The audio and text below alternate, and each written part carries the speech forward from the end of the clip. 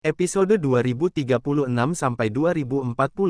Bab 2036, bagaimana dia bisa memilikinya. Ras Vien memiliki banyak sekali individu yang kuat, dan setiap ras memiliki bakat khusus yang membuatnya sulit untuk mengatakan dengan pasti ras mana yang lebih kuat dari yang lain. Namun, dalam hal kemampuan bergerak, ada dua ras yang secara terbuka diakui memiliki yang tercepat. Salah satunya adalah Golden Crow Radiant Flow, dan yang lainnya adalah Invincible Heavenly Peng. Di masa lalu, bahkan mendiang Kaisar Vien telah mengakui bahwa dalam hal kemampuan bergerak murni, bahkan Golden Crow Radiant Flow sedikit lebih lambat daripada Invincible Heavenly Peng. Meski begitu, dengan kultivasi Zuan saat ini, dia sama sekali tidak membutuhkan kemampuan bergerak. Hanya dengan mengangkat kakinya dan melangkah, dia bisa melintasi 10.000 meter. Dia sangat akurat dan segera meraih cahaya keemasan itu. Raja Little Golden Peng merasa ngeri, tetapi tiba-tiba ia menjadi 30% lebih cepat, dengan paksa mengubah arah untuk menghindar ke satu sisi.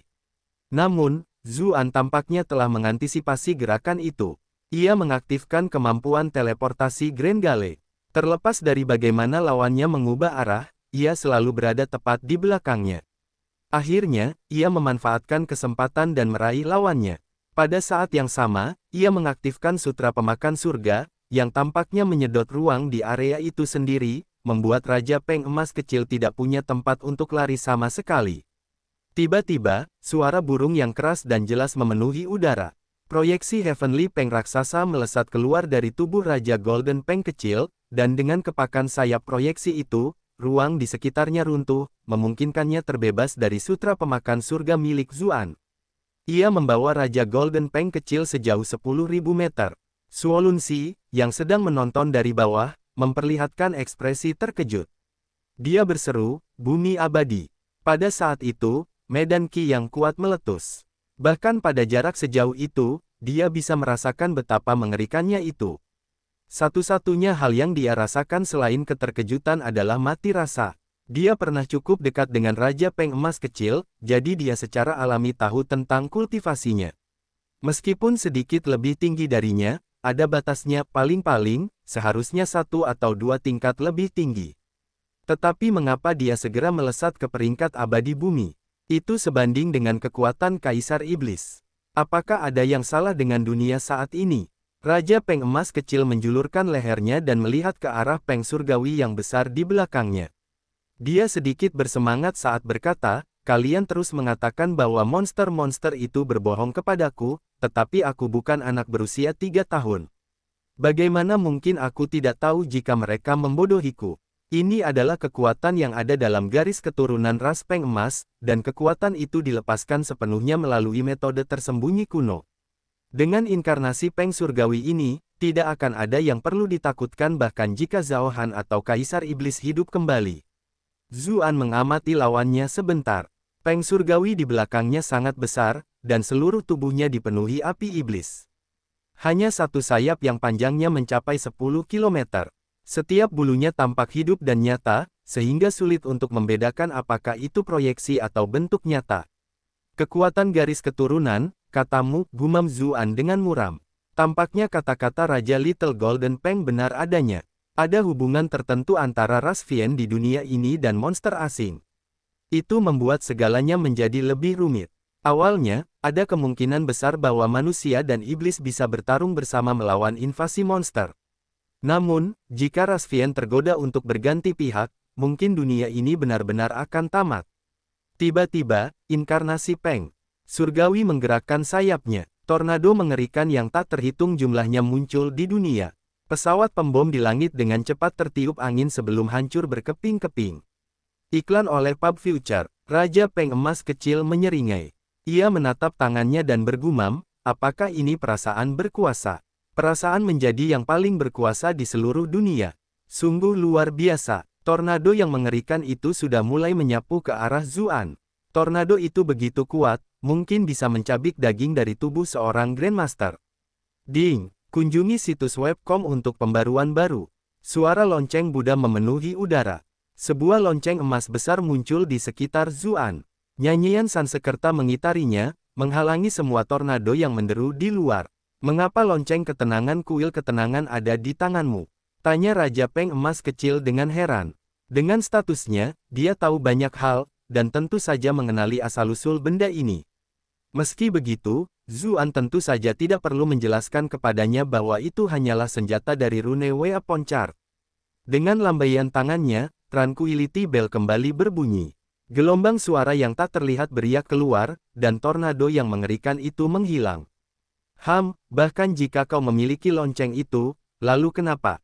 Tanpa inkarnasimu sendiri, bagaimana mungkin kau bisa menjadi lawanku? Kata Raja Peng Emas kecil, ia kemudian benar-benar bergabung dengan inkarnasi di belakangnya, kedua bagian itu benar-benar menjadi satu. Proyeksi Heavenly Peng menjadi semakin padat. Saat menukik ke arah Zuan, kilatan merah berkedip di matanya. Meskipun sangat besar, tidak tampak berat dan kikuk sama sekali. Sebaliknya, langsung muncul di depan Zuan seperti kilatan petir. Dua cakar raksasa yang mengerikan, masing-masing puluhan meter panjangnya, mencengkeram kanopi lonceng emas di sekitarnya, menghancurkannya hanya dalam sekejap. Cakar kemudian mencengkeram Zuan di tengah. Konon, di zaman dahulu kala, Peng Surgawi memangsa naga-naga raksasa. Cakar mereka dapat langsung merenggut nyawa naga, makhluk yang terkenal dengan pertahanan fisiknya. Bagaimana manusia bisa menahan kekuatan seperti itu? Suolun Si panik. Ia ingin memperingatkan Zuan agar berhati-hati, tetapi Peng Surgawi itu terlalu cepat. Ia baru saja akan berbicara ketika cakar yang mengerikan itu mencengkeram Zuan, langsung mencabik-cabiknya. Ia tak kuasa menahan diri untuk berteriak. Ia merasa seakan-akan seluruh tubuhnya telah jatuh ke dalam gua beku. Namun, Peng Surgawi tidak menunjukkan tanda-tanda kebahagiaan. Sebaliknya, ia menghindar ke samping untuk menghindari rentetan pedang tajam. Ia tiba-tiba berbalik ke sisi lain. Di sana, Zuan melayang di langit, sambil mendesah kagum, dia berkata, penjelmaan Peng Surgawi milikmu ini memang mengagumkan. Peng Surgawi berbicara, tetapi dengan suara Raja Peng Emas kecil. Bagaimana makhluk tingkat rendah sepertimu bisa memahami kekuatan inkarnasi? Tanpa kemampuan untuk melawan kami, tidak mungkin kau bisa mengalahkanku.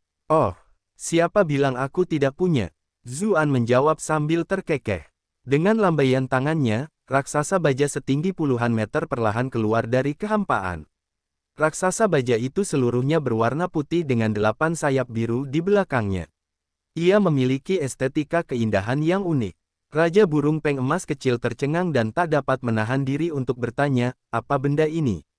Iklan oleh Pub Future. Gundam, jawab Zuan, tatapan penuh kenangan muncul di matanya. Strike Freedom Gundam. Aku kangen banget masa-masa nonton Gundam, padahal bos kira suka curi tunangan teman-temannya. Nama bodoh macam apa itu? Kata Raja Peng Emas kecil, menganggap kata itu menggelikan. Apakah kau benar-benar berpikir bahwa dibandingkan dengan Peng Surgawi milikku, benda milikmu ini dapat dianggap sebagai inkarnasi? Bahkan Suolun Si yang jauh pun harus mengakui bahwa Gundam atau semacamnya ini tampak sangat tampan, tetapi tidak ada apa-apanya jika dibandingkan dengan Heavenly Peng. Bahkan tidak pada skala yang sama. Apakah benar atau tidak, bukankah kita akan mengetahuinya setelah bertarung? Itu bukan sesuatu yang dapat diputuskan melalui perdebatan, kata Zuan. Begitu saja, sayap di belakang Strike Freedom Gundam terbuka sepenuhnya. Kalau begitu aku akan membiarkanmu merasakan apa itu keputusasaan, kata Peng Surgawi, lalu menggerakkan sayapnya dan menyerang Gundam. Ia berencana untuk segera menghancurkan raksasa itu sampai mati sejak awal. Namun, seberkas cahaya melintas, dan Peng Surgawi menyadari bahwa seberkas cahaya itu sebenarnya meleset. Dari sayap Gundam muncul wujud aneh dan tak berwujud yang berbentuk sayap cahaya. Gundam itu begitu cepat dan lincah sehingga sama sekali di luar prediksinya. Heavenly Peng mendengus dan menyerang lagi. Aspek terkuatnya tidak lain adalah kecepatannya. Namun, tidak peduli bagaimana ia menyerang, Gundam itu selalu licik seperti lalat, menghindar dari segala sudut yang aneh. Akhirnya ia menyadari bahwa tubuhnya terlalu besar. Melawan makhluk kecil seperti ini, ia tidak dapat mengambil jalan pintas secepat lawannya yang lincah. Kau benar-benar membuatku marah sekarang, kata Peng Surgawi, lalu menyerah untuk menyerang. Sebaliknya, ia melebarkan sayapnya dan setiap helai bulu melesat ke udara. Sedetik kemudian, mereka berubah menjadi hujan anak panah emas yang langsung menelan semua yang ada dalam jarak 1 kilometer dari lawannya. Tidak peduli seberapa cepat dan lincah Gundam itu, ia tidak dapat menghindari serangan yang begitu banyak. Benar saja, setelah menghindar beberapa kali, Strike Freedom Gundam tidak dapat menghindar lagi. Namun, tiba-tiba sayapnya melebar dan berubah menjadi beberapa laras meriam. Mereka melepaskan rentetan sinar laser yang secara akurat menghancurkan bulu-bulu yang datang. Kemudian, dua meriam di tangannya aktif dengan kekuatan penuh, secara paksa menciptakan ruang aman. Mata Heavenly Peng menyipit. Ia menggunakan kesempatan itu untuk segera memperpendek jarak. Sayapnya mengiris Gundam seperti bilah pisau yang dapat membelah ruang itu sendiri. Sementara itu, Strike Freedom Gundam menghadapi panah bulu dan kehilangan banyak mobilitasnya. Ia buru-buru menghindar ke samping, tetapi meriam sayapnya langsung terpotong-potong. Heavenly Peng tidak memberi Gundam kesempatan untuk pergi. Ia mengejar, menancapkan sepasang cakar pada tubuh Meshia tersebut. Namun, Gundam tiba-tiba mengeluarkan perisai cahaya untuk memblokir serangan tersebut. Kemudian, ia memutuskan untuk menarik kembali meriam di tangannya. Ia menarik dua pedang sinar merah dari pinggangnya dan dengan cepat mengiris luka sepanjang beberapa meter pada cakar Heavenly Peng yang mencapai tulang-tulangnya. Pedang macam apa itu? Kenapa begitu tajam? Seru Peng Surgawi dengan panik. Kalau saja cakarnya tidak terlalu besar, serangan ini saja sudah bisa memotong cakarnya. Kemampuan bertahan tubuhnya sudah sangat kuat. Hampir mustahil pisau biasa bisa melukainya. Karena itu, ia menjadi semakin khawatir. Ia tidak ingin memberi Zuan kesempatan lagi dan memutuskan untuk membunuhnya secepat mungkin. Api iblis meletus di sekujur tubuhnya. Kemudian, seolah-olah lubang hitam besar muncul di mulutnya, ia menghirup udara ke arah Strike Freedom Gundam. Strike Freedom Gundam terhuyung-huyung di bawah kekuatan hisap yang mengerikan, tidak mampu mempertahankan pusat gravitasinya lagi. Kilatan menyeramkan muncul di mata Heavenly Peng, ia akan segera melahap inkarnasi musuh sepenuhnya. Tiba-tiba, seberkas cahaya melesat keluar. Begitu cepatnya sehingga tidak sempat bereaksi. Sama sekali, busur pembunuh matahari, seru Peng Surgawi, menggigil sekujur tubuhnya. Namun, sedetik kemudian, otaknya sudah meledak.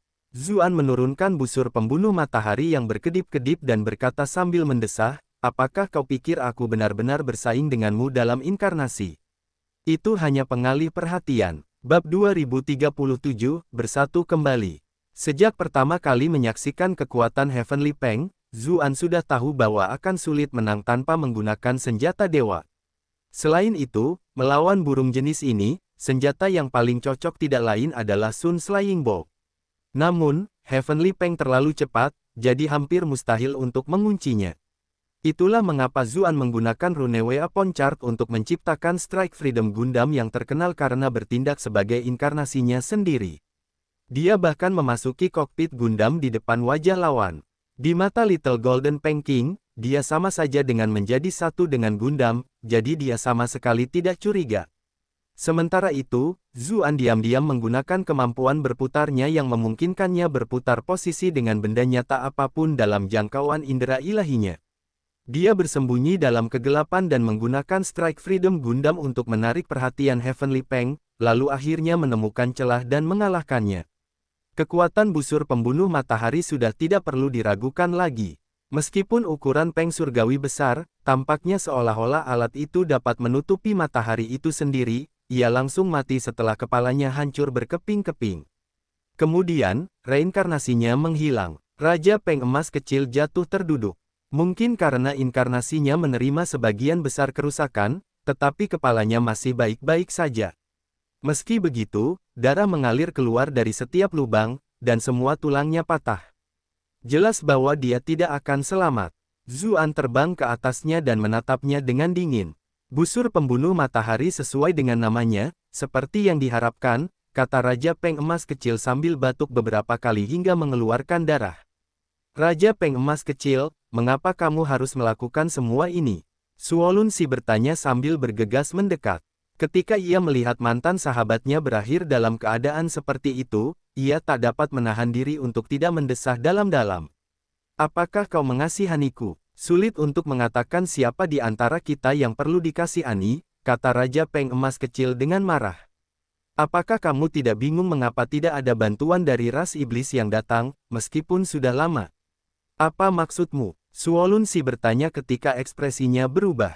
Menyedihkan, Raja Peng Emas kecil menatapnya dan berkata dengan nada mengejek, balasan bantuan itu tidak akan datang. Mereka digunakan sebagai bidak catur tanpa disadari. Seluruh tubuh Suolun Si gemetar, wajahnya sangat pucat. Itu adalah sesuatu yang telah ia duga, tetapi ia merasa itu tidak masuk akal. Itulah sebabnya pikiran-pikiran seperti itu lenyap begitu saja begitu muncul. Namun, sekarang setelah dia mengatakan hal seperti itu, mungkinkah? Di mana permaisuri kedua dan yang lainnya? Zuan bertanya dengan serius.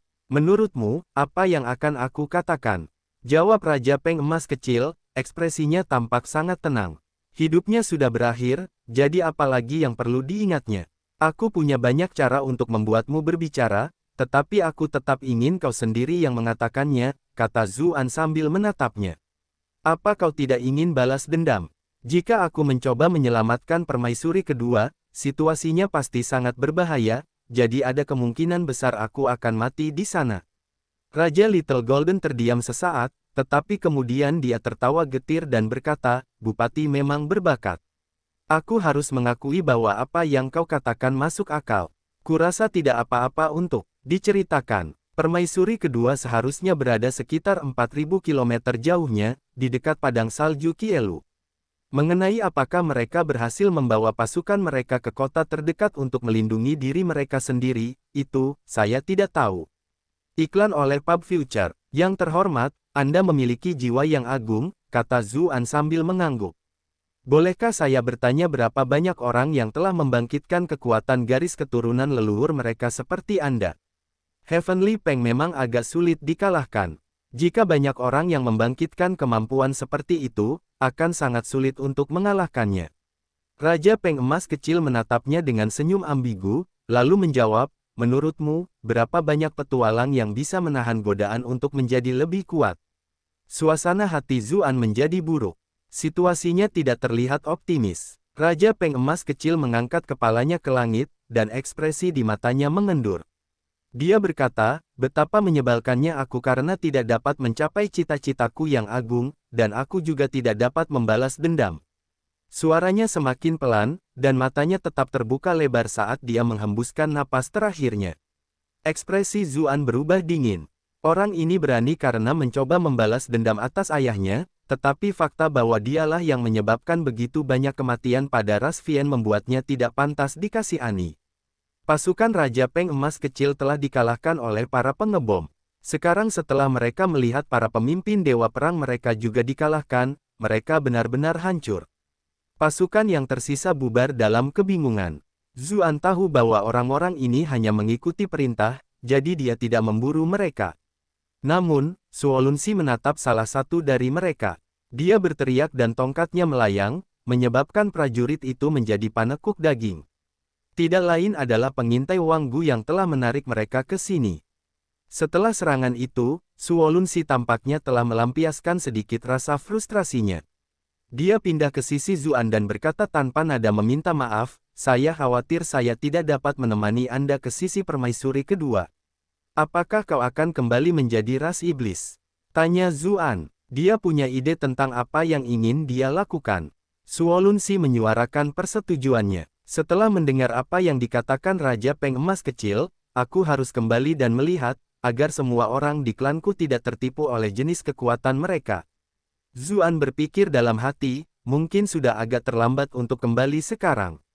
Namun, jika dia tidak diizinkan untuk mencoba, dia mungkin tidak akan dapat menarik diri. Dia berkata dengan serius, kalau begitu kamu harus berhati-hati. Ras iblis mungkin sudah berubah total. Suolun Si tersenyum sedih dan berkata, setelah semua yang telah kualami, jika aku masih mampu bersikap bodoh, aku benar-benar pantas mati saja. Terima kasih telah menyelamatkanku, Kakak Zu, aku akan membalas budi ini di masa depan. Zuan tersenyum dan berkata, jika kamu benar-benar dapat mencegah ras iblis bertindak, itu mungkin balasan yang terbaik. Saya akan mencoba menjadi sangat bertenaga. Suolun Si menjawab sambil menggigit bibirnya, seolah-olah sudah memantapkan tekadnya. Iklan oleh Pub Future. Zuan terkejut dan berkata, jangan bertindak gegabah. Jika situasinya mengharuskan, cobalah mundur dan temui aku secepatnya. Suolun Si tersenyum dan berkata, "Terima kasih atas perhatianmu, Kakak Zhu." Zuan berpikir sejenak, lalu memberinya jimat pedang terbang. Kemudian dia mengajarinya cara menggunakannya sebelum mengucapkan selamat tinggal. Suolun Si berdiri diam di tengah angin dan salju sambil melihat Zuan melesat ke langit dan menghilang dengan cepat.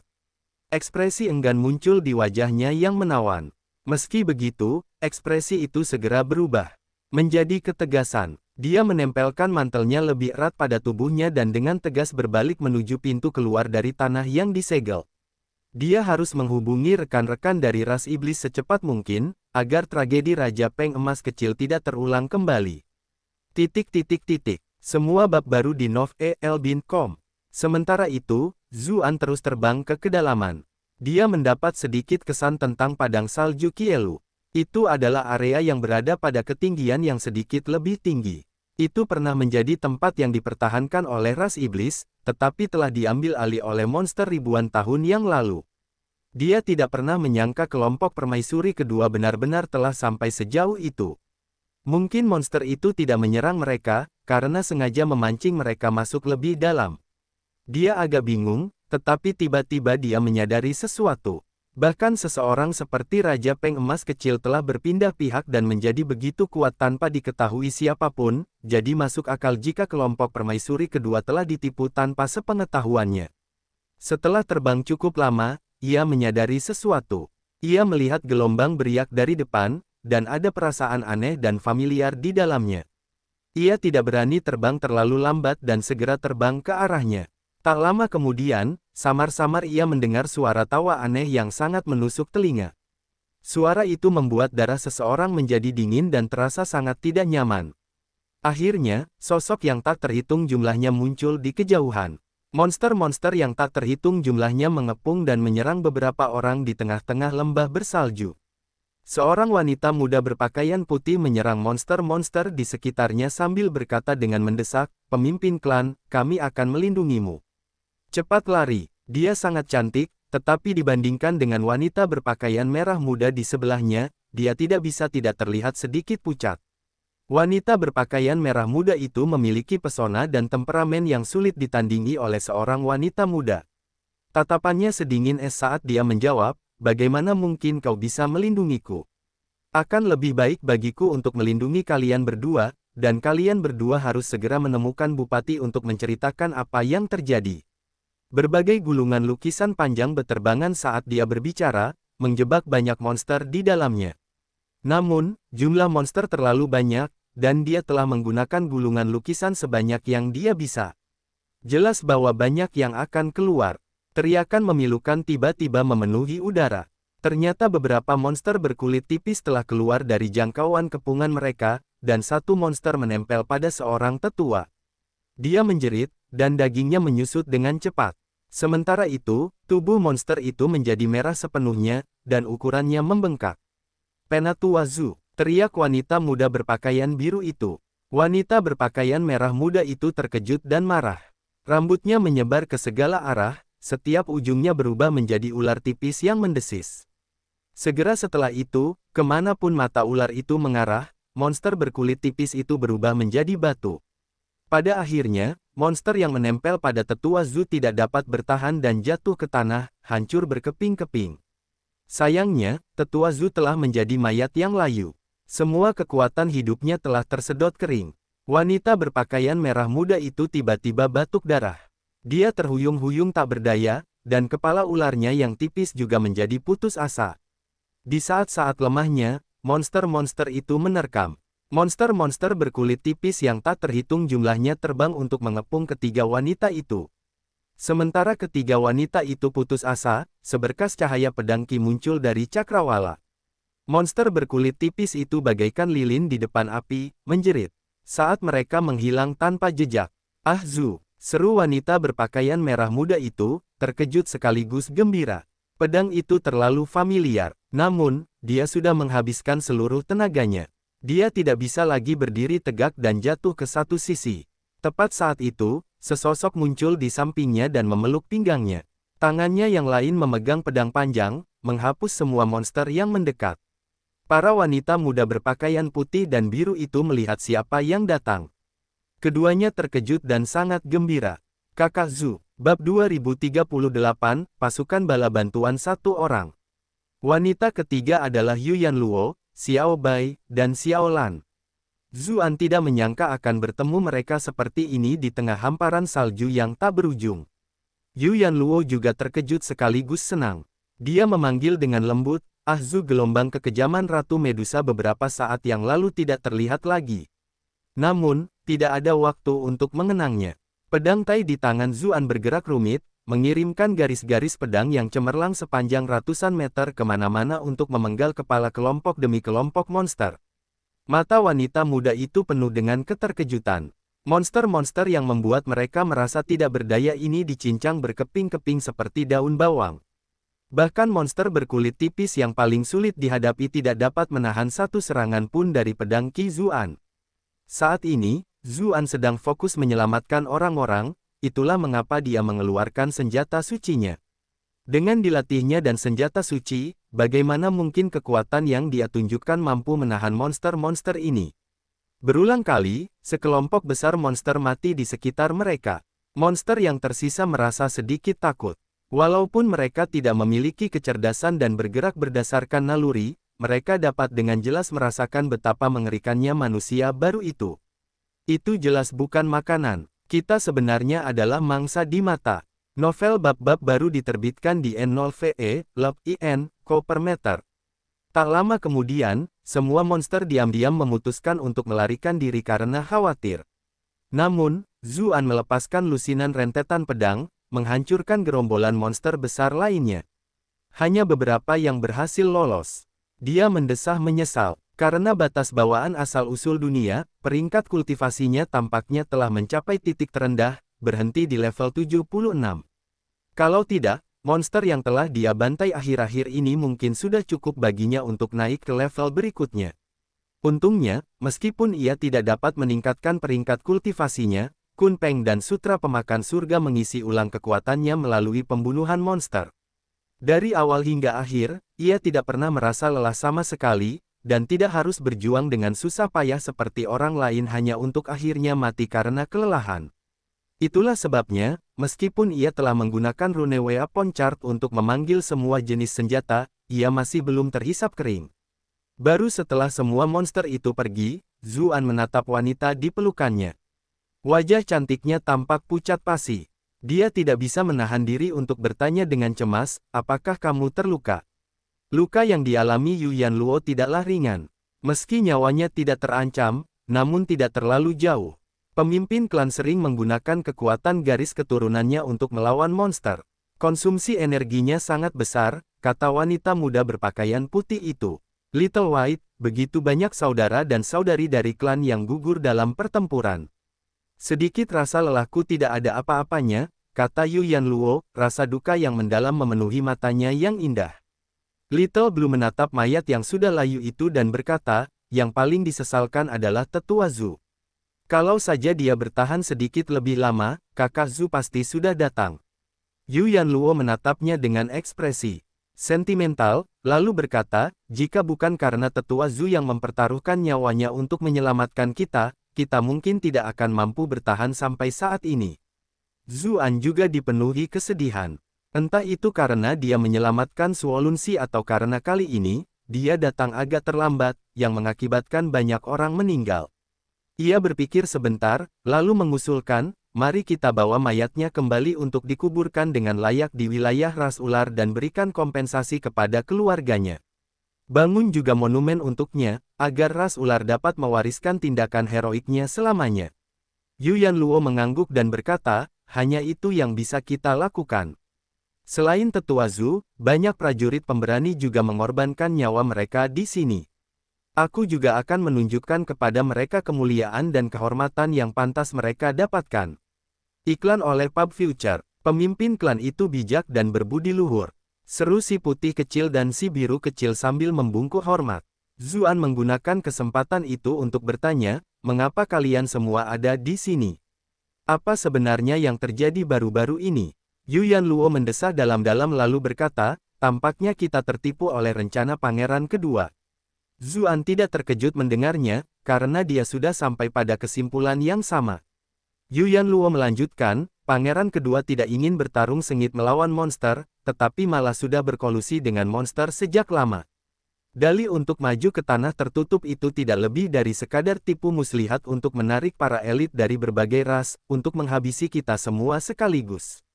Selain itu, banyak suku lain kemungkinan telah berkolusi dengan monster tersebut, Zuan menambahkan. Bagaimana kamu tahu itu? Yuyan Luo bertanya dengan heran. Zuan menceritakan padanya apa yang terjadi dengan Raja Peng Emas kecil. Dan kalau dipikir-pikir dulu kita benar-benar memujanya, kata si biru kecil dengan marah, tampak sangat tidak senang. Si putih kecil melirik Zuan sekilas, lalu cepat-cepat menambahkan, itu sebelum kita bertemu dengan kakak Zu. Little Blue tertegun. Dia segera mengangguk setuju. Zuan tidak dapat menahan tawa.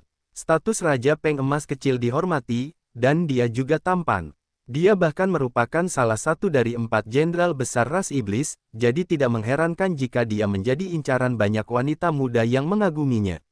Yuyan Luo juga menghela napas dan berkata, aku tidak pernah menyangka Raja Peng Emas kecil akan jatuh ke dalam kondisi seperti itu. Meski begitu, dibandingkan dengan tragedi yang diciptakannya, semua ini adalah sesuatu yang dia bawa sendiri.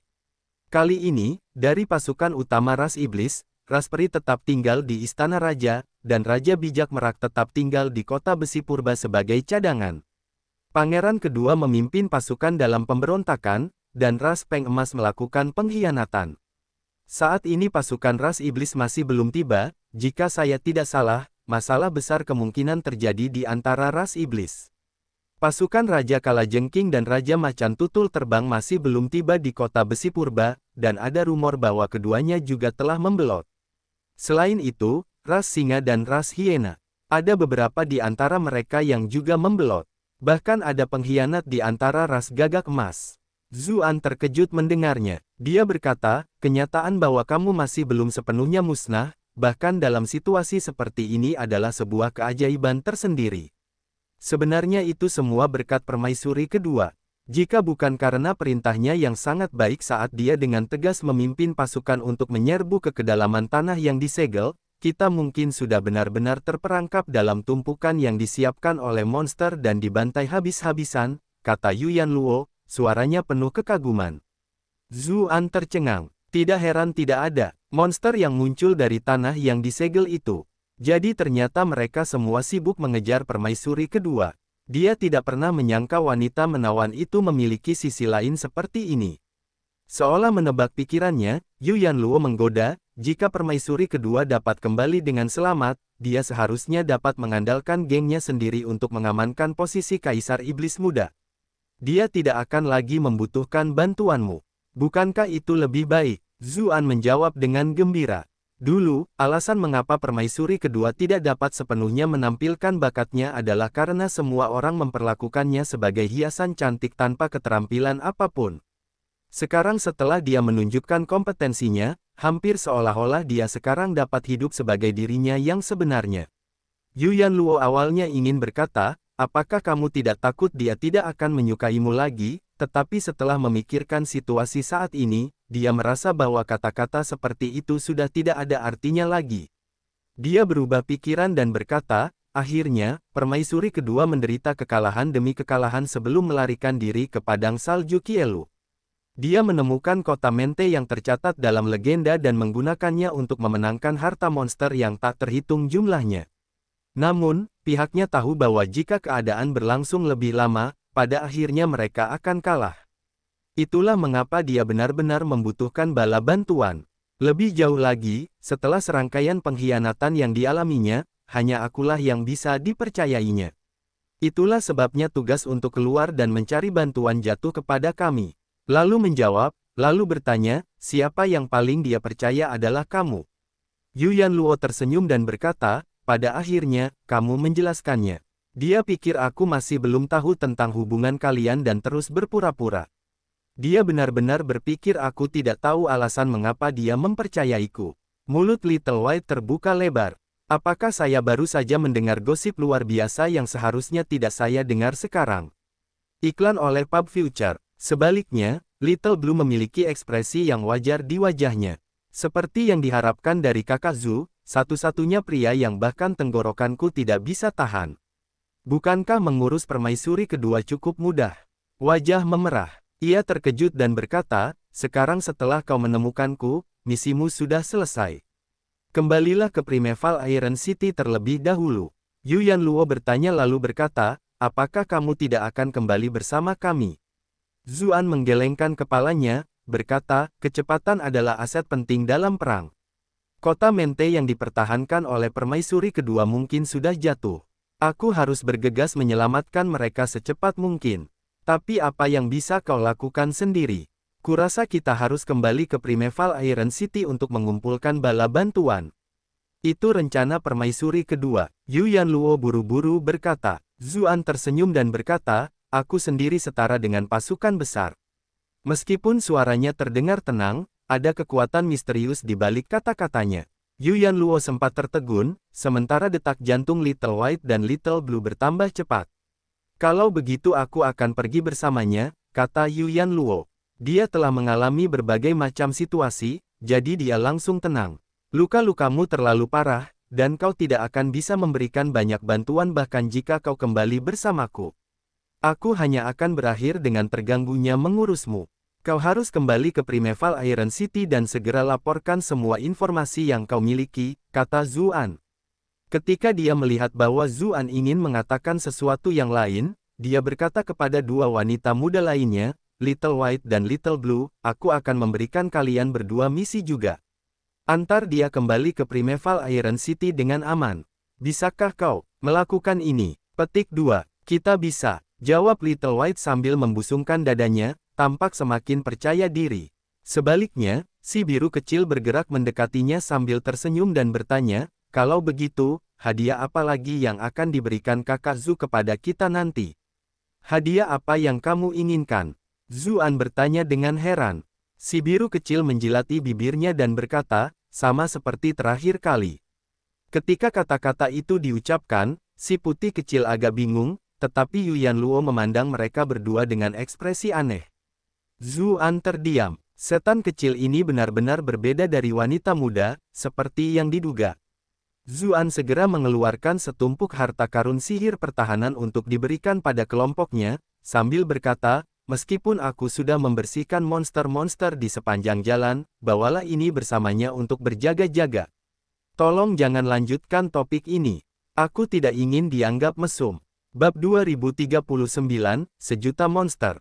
Little White tak bisa menahan diri untuk tidak menatap Little Blue beberapa kali. Apakah dia punya rahasia yang tidak dia ketahui dengan kakak laki-lakinya Zu? Hah, kapan aku tertinggal? Yu Yanluo tidak berminat mengejar konspirasi saat ini, dia terlalu khawatir tentang keselamatan kekasihnya. Karena itu, dia bertanya, Zu, apakah kamu benar-benar yakin ingin melakukan ini? Zuan teringat akan takdir kematian yang pasti terjadi akibat ramalannya. Dia tidak bisa menahan perasaan sedikit pun, tetapi dia menjawab, jangan khawatir, aku sangat kuat sekarang. Tidak apa-apa, karena begitu banyak bahaya yang tidak diketahui, dia tidak ingin Yu Yanluo mengambil risiko bersamanya dalam kondisinya saat ini. Kurasa tidak apa-apa, kalau begitu, aku tidak akan menyeretmu ke bawah. Sebaliknya, aku akan kembali ke Primeval Iron City secepatnya untuk mengumpulkan dana bantuan, kata Yu Yanluo. Bagaimanapun, dia adalah wanita dewasa dengan kebijaksanaan yang cukup. Dia tahu dia hanya akan membuang-buang energinya untuk mengurusnya jika dia ikut. Zuan sangat menghargainya. Dia memeluknya erat-erat. Jaga dirimu baik-baik, kata Yu Yanluo, merasa sedikit sedih. Untuk pertama kalinya, dia mendengar sedikit kabut dalam suara kekasihnya. Kalian juga harus memperhatikan keselamatan kalian, Zuan memperingatkan mereka, lalu menendang dan melesat ke langit. Yu Yanluo berdiri di tengah angin dan salju, menatap punggungnya tanpa sadar. Dia tidak ingin pergi terlalu lama. Little White agak bingung, lalu bertanya, pemimpin klan, jika kamu begitu enggan, mengapa kamu tidak pergi bersama kakak laki-laki Zu? Yu Yanluo tersenyum dan menjawab, kamu masih muda, tetapi kamu akan mengerti masa depan. Ayo cepat kembali, aku harap kita bisa sampai di pintu keluar dengan selamat. Little White dan Little Blue menggigil dalam hati. Jika mereka bertemu monster itu lagi, itu benar-benar bisa sedikit berbahaya.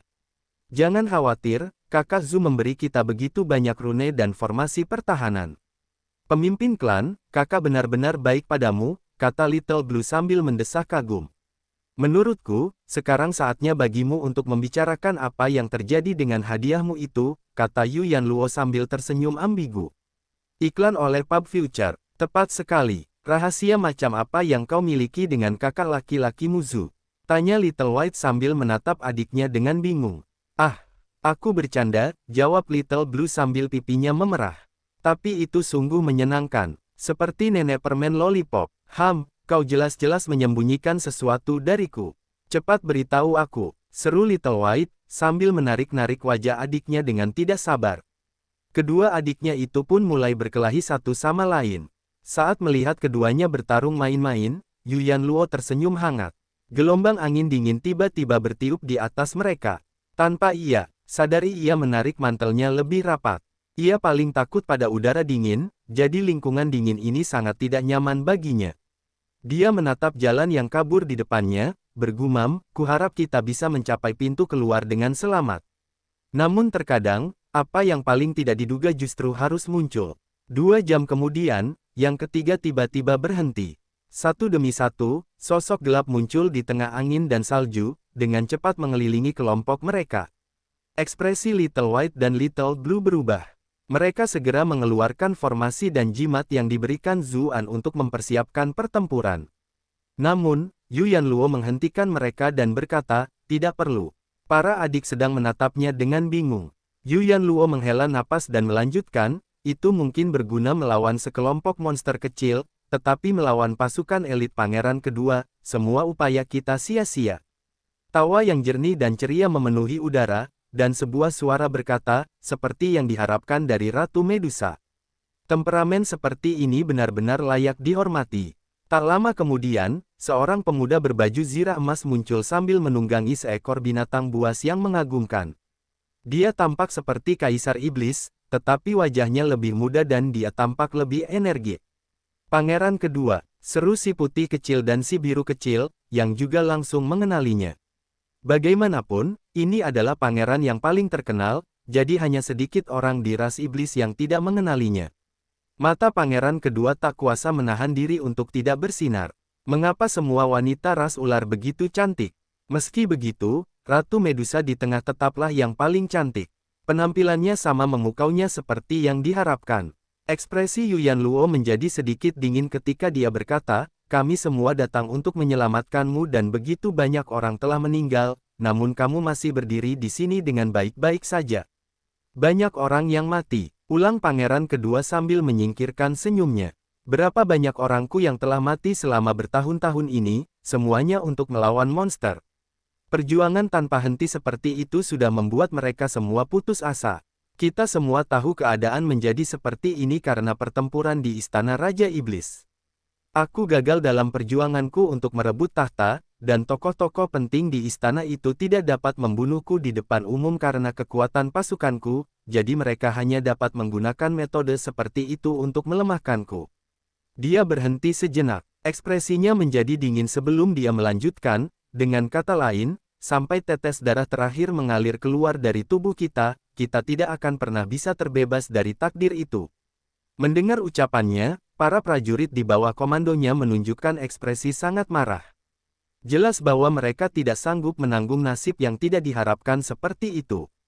Iklan oleh Pub Future, kalian semua bersalah, tetapi pengadilan Raja Iblis mempertimbangkan gambaran yang lebih besar dan tidak membunuh kalian, sebaliknya memberi kalian kesempatan untuk menebus kejahatan kalian.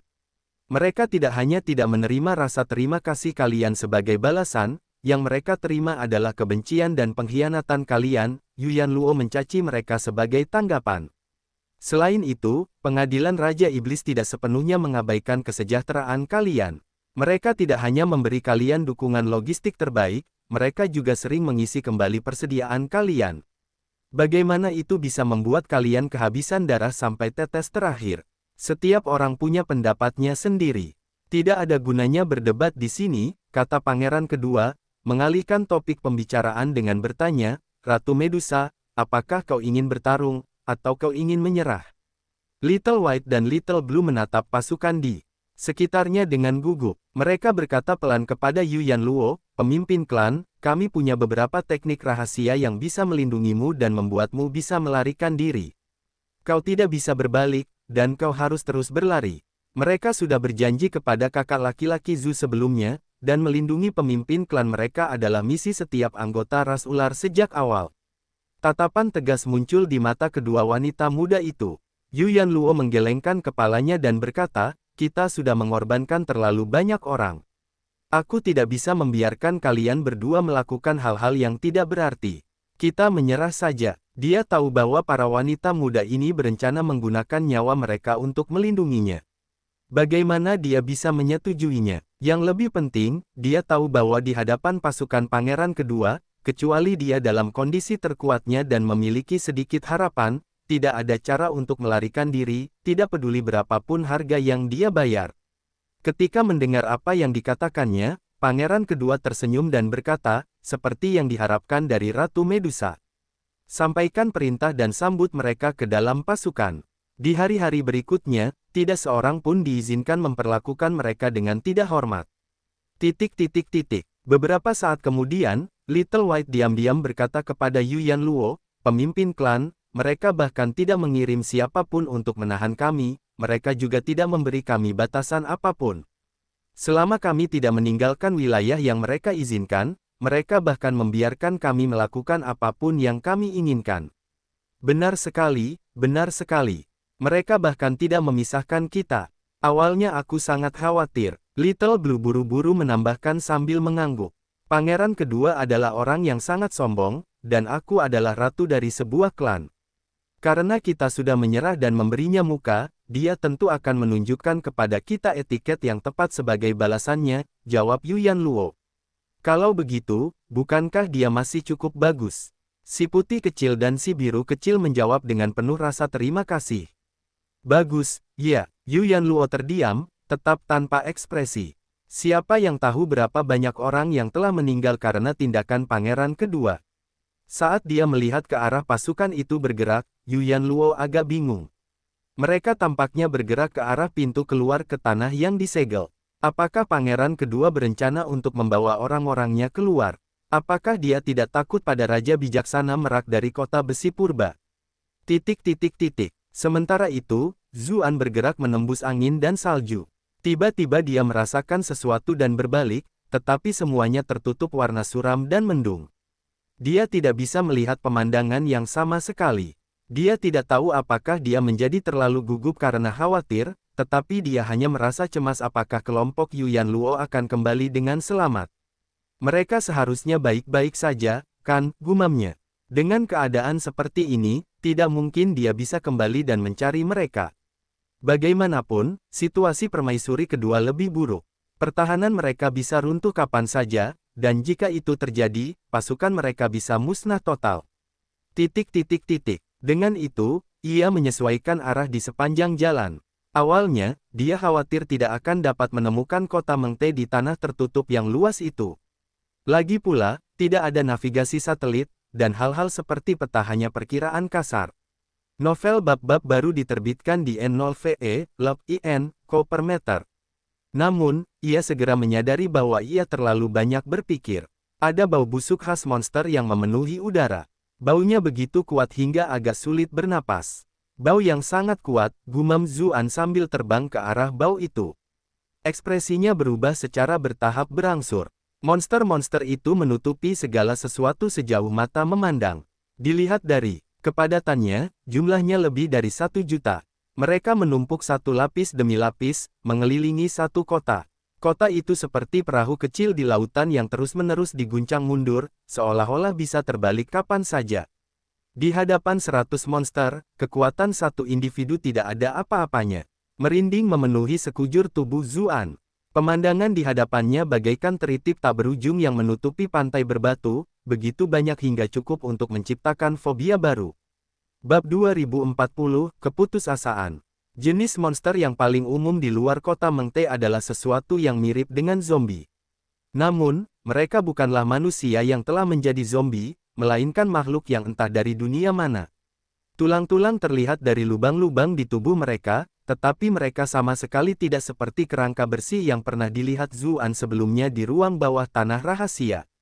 Makhluk-makhluk ini masih memiliki sebagian besar dagingnya, tetapi tanda-tanda pembusukan terlihat. Seolah-olah mereka telah kehilangan kulitnya, dan tubuh mereka basah kuyup. Lupakan tentang melawan makhluk-makhluk ini, jika seseorang bersentuhan dengan cairan yang membusuk, seseorang dapat terinfeksi sesuatu.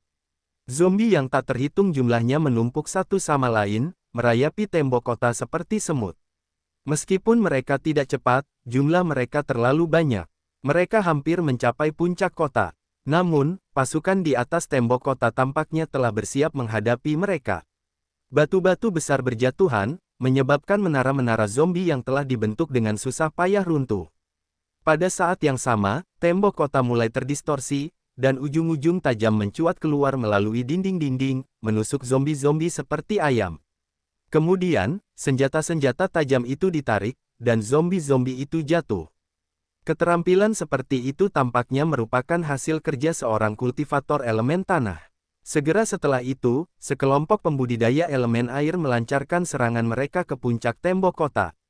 Lapisan kabut air yang langsung membeku di bawah cuaca dingin muncul di permukaan tembok, membuat permukaannya mengilap dan licin. Para zombie yang kikuk tidak bisa lagi merangkak naik. Yang tidak dapat mundur tepat waktu langsung membeku di dinding.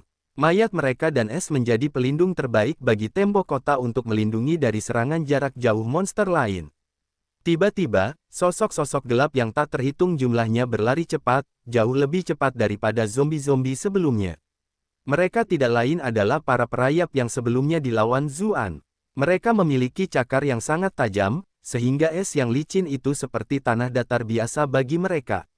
Selain itu, gerakan mereka sangat lincah. Bahkan saat memanjat, mereka dapat memutar tubuh mereka untuk menghindari anak panah yang datang. Tak lama kemudian, puluhan crawler memanjat tembok kota. Namun, pasukan Rasvien sudah sepenuhnya siap, dan tombak mereka menusuk ke depan. Meskipun crawler sangat kuat secara individu, mereka dengan cepat terbunuh di tempat di hadapan pasukan yang sebenarnya. Meski begitu, jumlah monsternya terlalu banyak. Tidak peduli berapa banyak yang tewas di depan, mereka tetap menyerang seolah-olah mereka tidak peduli dengan nyawa mereka sama sekali. Garis depan Rasvien terus-menerus dihajar, secara bertahap menjadi lebih lemah dari sebelumnya. Ada banyak monster di udara. Makhluk terbang dengan berbagai bentuk dan ukuran mencoba melintasi tembok kota dan membantai jalan masuk ke kota. Para prajurit iblis menembakkan balista ke udara dan menggunakan sihir jarak jauh. Banyak ahli terbang untuk menghadapi musuh. Ras iblis tidak seperti manusia, yang perlu mencapai peringkat master untuk terbang bebas. Karena bakat bawaan dan asal-usul spesies mereka, banyak yang mampu terbang secara alami, seperti ras elang, merak, peri, dan gagak emas kekaisaran. Sekarang setelah ini menjadi masalah hidup dan mati, tidak ada ruang untuk perbedaan antar spesies lagi. Mereka semua berjuang bersama bahu-membahu melawan musuh eksternal. Namun, monster yang ada terlalu banyak, dan banyak dari mereka juga bisa terbang. Yang paling merepotkan di antara mereka adalah monster berkulit tipis. Mereka tampak seolah-olah hanya memiliki lapisan kulit yang menutupi tulang mereka yang tersisa, tetapi jika mereka memiliki kesempatan untuk menempel pada target, mereka dapat langsung menyedot semua esensi darah target tersebut. Semua yang hadir telah menyaksikan nasib tragis itu berkali-kali. Jika itu terjadi, bahkan tidak ada kesempatan untuk mengakhiri hidup sendiri. Tetapi dengan bagaimana situasinya, mereka semua tahu tidak ada jalan keluar. Jika mereka bisa membunuh satu, itu masih impas. Jika mereka bisa mendapatkan beberapa lagi sebelum jatuh, itu sudah akan menjadi barang curian. Pasukan Rasvien mencoba membalas, menggunakan berbagai macam keterampilan untuk melawan pasukan monster. Setiap kali, mereka berhasil mengalahkan sejumlah besar monster, tetapi jumlah mereka terlalu banyak. Setiap kali satu monster mati, beberapa monster lainnya menggantikan mereka. Selain itu, para monster dengan cepat mengembangkan strategi untuk melawan rencana mereka. Beberapa monster berbentuk serangga mengangkat baju zirah yang menutupi tubuh mereka untuk melindungi rekan mereka dari serangan jarak jauh. Situasi di medan perang, baik di langit maupun di tembok kota, sangat mengkhawatirkan. Tiba-tiba, terjadi keributan di antara barisan monster. Kemudian, ruang kosong yang sangat besar terbuka di tengah-tengah pasukan monster yang padat. Setelah itu, seekor cacing sepanjang beberapa ratus meter perlahan bergerak maju. Cacing itu tampak putih dan gemuk, seperti ulat yang dapat dengan mudah dihancurkan sampai mati dengan tangan, tetapi bahkan makhluk yang biasanya tampak lemah seperti itu mengeluarkan tekanan yang tak terlukiskan ketika sebesar naga. Selain itu, ulat raksasa itu memiliki lebih dari 1000 kaki. Setiap kaki memiliki wajah manusia yang menderita dan bengkok di ujungnya, menciptakan pemandangan yang benar-benar mengerikan. Tubuh bagian atas ulat besar itu tiba-tiba terangkat dan menggeliat waspada. Perutnya membengkak, seolah-olah ada sesuatu yang bergerak di dalamnya. Para iblis tingkat tinggi di kota Mengte jelas menyadari kejadian aneh itu.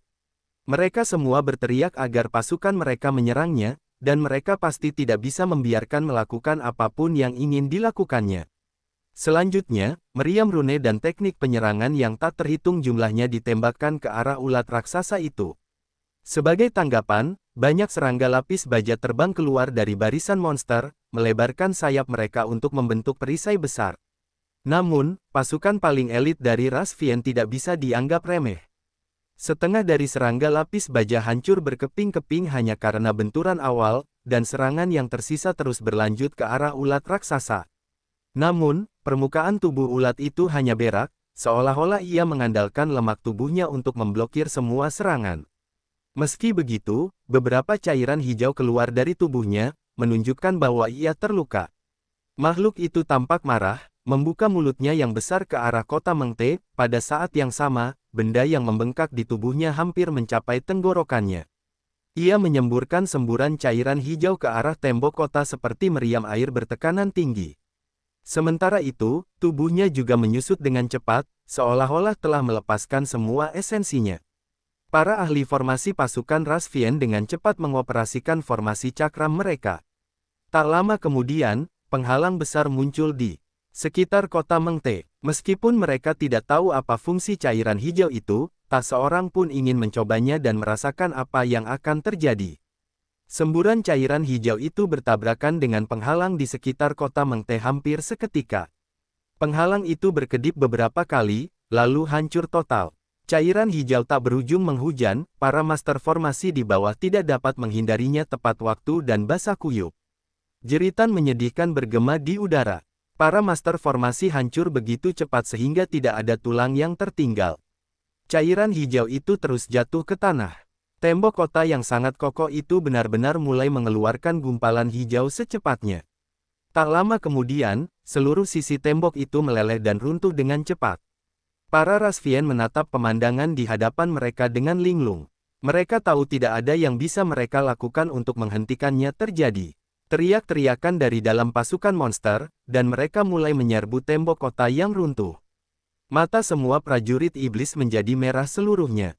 Mereka tahu bahwa jika musuh menyerbu kota, bahkan pasukan elit mereka akan musnah, dan bahkan tulang-tulang pun tidak akan tersisa. Oleh karena itu, mereka semua dengan berani bergegas keluar untuk memblokir celah itu tanpa memikirkan nyawa mereka sendiri. Seolah-olah seluruh area telah berubah menjadi penggiling daging, dengan setiap bentrokan mengakibatkan banyak nyawa melayang. Permaisuri kedua membawa pengawal gagak emasnya dan bergegas menghampiri. Dia tidak lagi memiliki penampilan genit dan menggoda seperti biasanya, sebaliknya, dia mengenakan baju besi perak lengkap.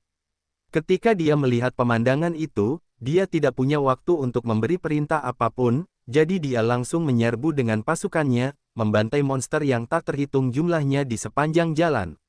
Jika bukan karena fakta bahwa dia mengenakan baju zirah kekaisaran yang paling berharga dan membuat pengawal gagak emas mempertaruhkan nyawa dan anggota tubuhnya untuk melindunginya, dia pasti sudah mati berkali-kali. Meski begitu, baju zirahnya segera tertutup retakan. Seolah-olah serangan berikutnya akan menghancurkannya sepenuhnya. Seorang perwira wanita di sampingnya, bernama Xiao Yi, dengan cepat meraihnya dan berteriak, "Yang mulia, cepatlah mundur. Kami akan melindungi Anda. Kami tidak dapat menahan kota ini lebih lama lagi." "Tutup mulutmu," permaisuri kedua membalas, melotot padanya. "Kau akan merusak moral pasukan jika kau berbicara lebih jauh, dan akan dieksekusi di tempat." Xiao Yi menggertakkan giginya dan berkata, "Yang mulia, bahkan jika Anda membunuhku, aku harus mengatakan ini. Selama Anda masih hidup, masih ada harapan bagi ras iblis kita. Jika Anda mati di sini, jika aku mati di sini, biarlah. Permaisuri kedua segera memotongnya dengan ekspresi dingin. Tidak mungkin dia tidak tahu tentang situasi saat ini. Pada titik ini, keruntuhan kota sudah tidak dapat dihindari. Namun, dia telah menggunakan semua strategi dan rencana yang dapat dipikirkannya, namun pada akhirnya, keputusasaan tampaknya tidak dapat dihindari. Bisakah dia benar-benar meninggalkan semua orang dan melarikan diri? Tapi kemana dia akan lari? Bukankah dia harus mengorbankan nyawa begitu banyak prajurit hanya agar dia bisa hidup lebih lama? Itu bukan sesuatu yang bisa dia lakukan. Sebagai ibu dari sebuah kekaisaran, dia ingin mati dengan terhormat bersama para prajuritnya. Selama dia terus bertempur di garis depan, moral para prajurit hampir tidak dapat dipertahankan, meskipun apa yang terjadi selanjutnya kemungkinan besar akan menjadi pembantaian sepihak. Bahkan jika dia harus mati, dia harus membuat monster itu membayar harga yang mahal. Mata permaisuri kedua benar-benar merah. Dia hanya punya satu penyesalan, yaitu Bupati tidak ada di sini. Kalau tidak, mereka tidak akan jatuh ke dalam keadaan seperti itu. Tetap saja, dia tahu betul bahwa Bupati saat ini berada di pihak manusia. Mungkin dia bahkan tidak tahu tentang apa yang terjadi di sini, web novel Bender. Saat dia merasa putus asa, Xiao Yi berteriak kaget, "Apa? Apa itu?" Permaisuri kedua baru saja memenggal kepala seekor perayap. Ketika mendengar Xiao Yi mengatakan itu, dia melihat ke kejauhan dan melihat hamparan burung logam hitam. Mereka tampak melemparkan sesuatu ke dalam barisan monster. Kemudian, ledakan mengerikan muncul satu demi satu, menyebabkan ketakutan dan teror di antara para monster.